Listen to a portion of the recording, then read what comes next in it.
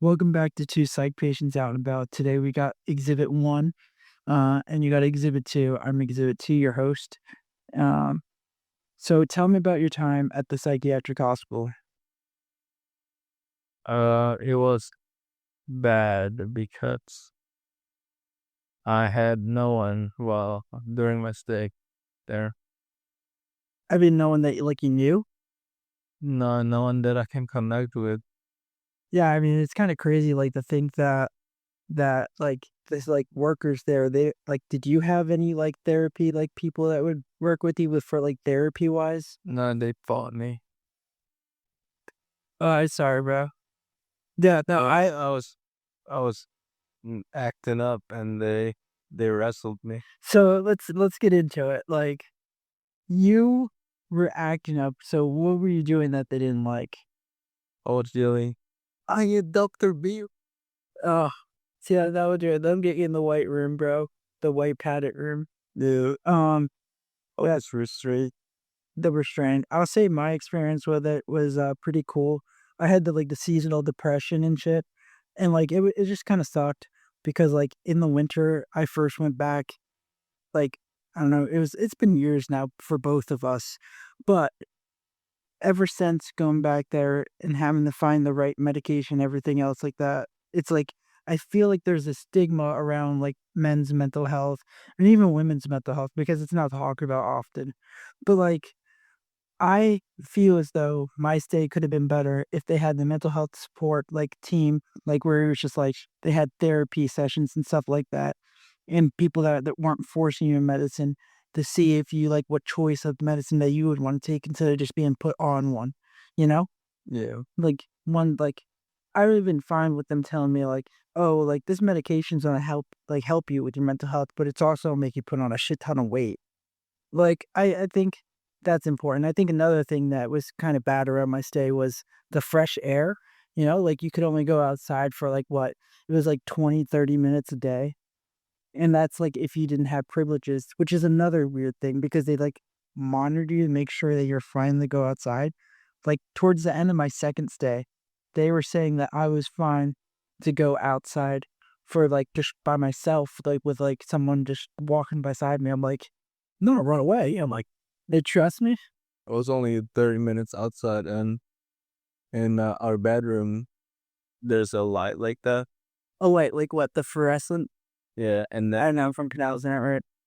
they use the wallpaper to make us feel outside, like we're outside. Yeah, and I mean that's nice. I mean, there's I think a lot of a lot of people don't know is that they have the Care channel, which is a nature channel and stuff like that. And it's kind of nice, the and relaxing. It's just what I would like to do, with nature and just film and calm music, and it's pretty relaxing. Would you say, what did you find your peace of mind? Because it is hard being around everyone that because what they don't understand, I think a majority of the people understand, is that it's not just that, you get diagnosed, oh, you have bipolar, you have schizophrenic, you have PTSD, and it's all those people in one unit trying to work it together. It's everyone mixed together, and you're just trying to feel each other out, you know? It's would you say that's how you felt, just thrown into. Yeah. Yeah, I mean, it felt that way for me too. But yeah, it's based on age and the what do you call it? The actual not treatment of your mental health, which it kind of sucks. But I felt like my stay was good overall because I had the seasonal depression, like I said, for the winter. And that's both times that I went in this building and I stayed on the fourth floor and I was considered a short term. Would you talk more about that? The short term stay, how people can stay there for 5 years, at state hospitals, Yeah, depending on where you're at. the doctor will state where is Yeah, they can state if you're gonna be there for 5 years or whatnot. right, and some people just not mentally stable, and they're there for like a year. The old guy that I was with, he had long nails. Yeah, I mean, yeah. Like, Eh, they don't give you like nail clipper there. yeah, and if you do, you have to be supervised, and if you abuse that, then they're not gonna offer to you or even do it for you, which is kinda messed up. But what I think is that most of the time they don't have like an action plan for you, like to do like throughout the day, and especially at night, especially when night comes around, you're there just like for like the 8 hours to so without like limited food from the freezer and stuff. I remember that they were going over to the other unit to get food for us because we would go through everything because there's no kitchen open. I mean, I'm pretty fat, so yeah, I was making them request some extra food. But just, like, the things that you would hear people say, I remember that's, like, what made my experience, like I know we just talked about the negatives and stuff, but what made it positive for me was, like, the people, like, what they would say. I remember going into, waking up one morning, and my roommate and it was nice because I didn't have to room with anyone, but, like, I remember my roommate, we'll just call him Kid Rock, that's, like, his nickname, and Kid Rock was playing with this he had, like, this exercise ball that he, like, took from the what do you call it? The gym, and, he just bounced it on this metal bed frame, and you just hear it. You just hear, "Shh, Kid Rock, what are you doing in there?" Right? He goes, "Oh, just getting the morning routine done." And I'm just like, this like, that guy is wild, and I remember we went upstairs to the library section that they had, and he's just like, "Oh, they don't have any regular like, they don't have any magazines?" And I was like, like, Kid Rock, I'm like, "Can't be saying that," but only I heard him say that, which made it so funny, you know? Yeah, I remember my positive experience in the one of my stays was a behavioral health unit. There was a lot of hot girls there. Okay. I was asking for their phone numbers and I got two out of three. There you go. I remember that they did, like, this exercise that I still kinda think about, and it was like I guess it was like therapy, but it really wasn't, it was just, like, something they printed off, and they're like, "We're gonna do this, and this is, like" they thought it could help, but it really didn't help anyone, it just really dampened the mood, and one of those things were, like, to, like, list out, like, 10 songs that you felt that would describe your life at the moment. It's like, how you think you're supposed to feel. It's like, Rated 1 to 10. How you feel? there? You don't remember that the paper? No, no, I get that.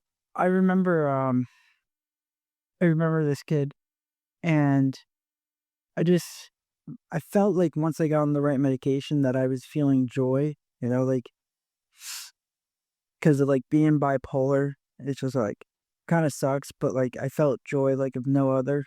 It was, like, when I first got medicated, and I don't know if I felt the same, but it was more like a high, like a high, like joy emotion, which you don't wanna fall, like, on the scale, like, going down too low into depression because that's when it really sucks. Just keeping something stable, I know that I can speak on that for on myself, but I remember feeling, like, this high level of joy, and this kid that was on the same unit as me, he goes, "You're looking extra dimensional," and I just snapped right out of it. I was just like, "Oh." I'm like, "You had to do that to me." Well, you laugh. Yeah, I mean, I jumped off a rock in the courtroom that was it was a decent rock, it was, like, about 3 feet, and I just jumped I pushed off of it like I was doing, like, a twist in the air, and they're like, "Hey, don't do that."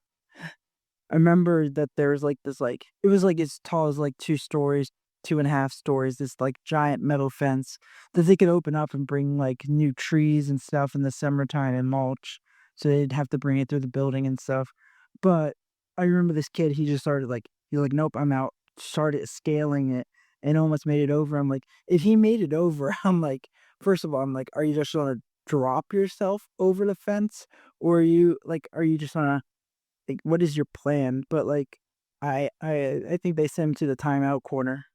I remember with this one kid tried to escape at the state hospital and I saw him escape. The Ye cops went after him. and that's one thing, when you work at one, they tell you, like here's the thing, exhibit 1, the exhibit 1, your host got to work at one, the same one that I stayed at, so that, like if tell me if that makes any sense. I remember, like, looking at the guy when I left that was taking care of me through one of the mental health supporters, and he just goes I go, "Do you think someone can get a job working here?" And he goes, "You got it backwards." He goes, "You work here and then you stay here because you go crazy from the people that are making you crazy." And I'm like, "Okay, that makes sense." But my mental health got so much better, I wanted to give back to the community, And, I remember that I sat across the meeting table from him that day. He looks at me, he gives me, like, this squint. Looked at him, I smiled back. And I remember the next day I went in there, they go, "We're gonna need your badge because you're no longer able to work here." And I'm like, "Well, why is that?" And they're like, "Well, you weren't able to learn, like, the security moves, which is like martial arts to defend yourself. Like, not to defend, like, the hurt, but, like, to defend yourself to keep safe," which is kinda crazy. It's more of like a restraint. And hey, you probably saw that too, right? Where people like the mental health people were restrain people, they give them their medication and stuff. Do you remember that? Do you have any takeaway from that? I would like to get restrained by a nurse. I would say. Right. Do you actually like, I know you're just messing with me, but, like, I don't did you actually see anyone, like, getting restrained or anything like that? The guy threw a juice at the wall, and the nurses were laughing at him. I mean, yeah, shit, I would be too. You could have thought because they thought it was funny. Yeah, no, I remember working at the hospital. I worked at the state hospital, and I remember this guy, and he loved the room, and he would, like, have this special, like, room where he wouldn't leave the room because he was in love with the room, and, like, it was so funny. It's like, even, like, the workers would make fun of him, like and, like, if the workers are making fun of them, it's like, well, then you're not really there for the treatment plan. It's just that, like it is just simply the babysit. You're babysitting at that point. That's all it is. And you're just making mad insurance money off of them because it's considered like a hospital stay. Huh? But what was your favorite part that you did there that was like that would like get you like through for the next day? Because like for me, it was listening to like the cassette tapes for players and stuff, and just listening to, like, the Beatles and then, the Dear Evan Hansen musical, which I recently went to see. It was really good. Like, the actual, like, Dear yeah, I mean, if I could go again, I would highly recommend going again. I like the favorite stay at the hospital was the group therapy. Yeah, the group therapy, they had dog like, it wasn't, like, therapy sessions, like, where they would, like, be like, "Hmm, man, this makes you feel like this because" it'd be more like, "Oh, we're just gonna talk about, like, what you can, describe, like, what yours" because mine was, like, pet therapy where they would just bring in a dog, and I remember that I got to see and it was a golden retriever, and I just got to play with the dog, which was pretty cool, but, like, what was your group therapy like? The one that I liked the most was the music therapy. Music therapy? Yeah. Dude We get to play an instrument, and I played the mini drum. yeah, mini run Oh, can you do that again? yeah. Da-da, da-da, da-da. Yeah. Right. Um No, I think so we had this like stereo, right? Had a sheet of plastic and they didn't think that we're gonna not use the pencils as like chopsticks that turn up the music as loud as we want. And it was so funny. Like the first like week that I was there, because to be fair, a short-term stay is like a month or like 2 months because you could be there for 5 years, just to recap on that. So the month and a half that I was there, the first week, this kid came into the room and he just like used two chopsticks to get to like pull up the machine and then he twisted up the sound to like blast and we just had the radio on like I'm like, but that was like probably the peak, you know? During one of my stay, there was this kid called G. He I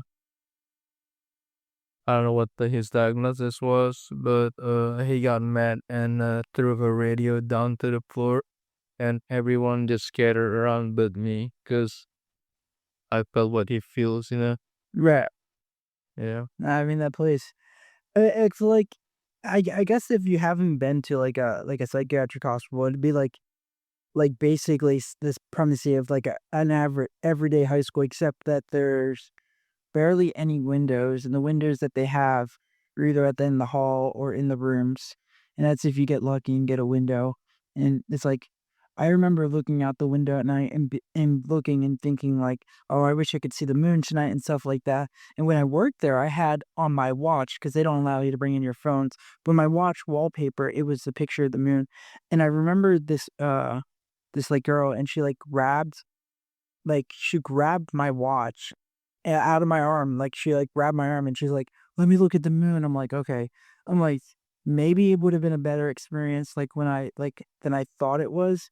But now looking back and being on, the bipolar medicines that I'm on is, like, that kinda makes me, like it kinda messes with me because, you can't connect to them anymore or be like anything. You're not gonna get out of a conversation and be like, if you're getting like someone put their arms around you or something like that because you're in that situation, be in a psychiatric hospital, you're not just gonna get out with being like, oh, I'm bipolar too, because they're gonna think, no, you're not. You're totally normal. And it's not until you leave and that you start your like actual journey that you become normal. But Yeah. what's your take on that? That you're still like some people leave and they don't find the right medication, just kind of like like it's still a process that you got to go. And like for me, I relapsed twice to this day until I was able to find the one that I'm currently on from for the last couple of years, it's almost gonna be a decade now. Yeah, it took me 2 years to find the right medication. I got diagnosed in 2022. Right. And you got diagnosed with with schizophrenic, right? At that time, there's no way I got diagnosed with that condition. Right, and you would say that, like, I always thought that, like, the medicine part of it would, like, take away your sparkle, which is, like, basically just saying, in other words, take away your personality, and it definitely can, but once you get, like, adjusted to it, you gain your personality back, and, like, even more so because you actually, like, gain the confidence, like, to, like, be more independent and stuff like that, and, like, become more of a whole person because, like, I remember before going back in high school because bipolar gets mixed up so commonly with ADHD. I remember that it was weird, first of all, because I wasn't on the right medicine. Second of all, they were diagnosing me with ADHD medicine, which is like not what I was supposed to be treated for, but you can't get mad when they commonly get mixed up. I was on that for about 12 years, ADHD medicine. And I wish that I didn't have to be because, the bipolar, you can get a shot for it that's either 1 month or 3 months or like a long lasting one. Sometimes they start you off like slow with like the little ones, but it's like once you get stable, you're going to be stable for the rest of your life. The only thing that you have to like worry about is like the actual like affordance of the medicine because of how expensive everything is now. It's like if you're working a job that only pays you so much, it's like you're not gonna be able to afford it. But what's your take on that? Yeah, I agree. I think this is where we're gonna end the podcast, but like I think that it's like a good introduction on like who we are. I am Exhibit 1. And hi, I'm Exhibit 2.